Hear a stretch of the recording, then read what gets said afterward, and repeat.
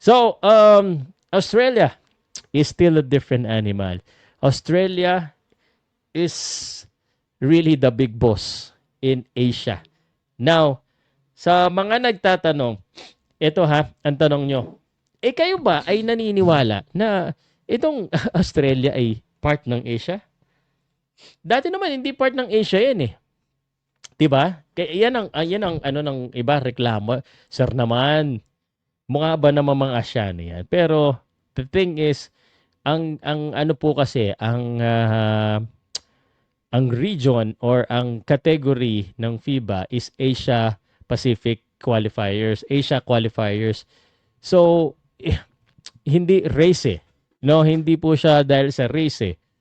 Parang yung race na mga white, black, oriental, hindi ganoon eh. Hindi naman ganoon yung pagkakahati eh. Pagkakahati, yung lugar. So, nasa Pacific area po kasi yung Australia eh. Oh, Australia nga, kita mo, oh, parang pangalan pa lang, may Asia rin sa Australia. Yung New Zealand, doon din naman eh.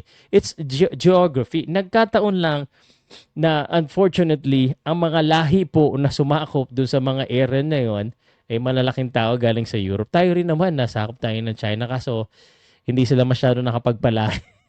Mas marami pa rin. Ang hirap kasi magpalahi basta-basta dito sa Pilipinas kasi hiwa-hiwalay. Hiwa-hiwalay po yung ano natin, geography natin.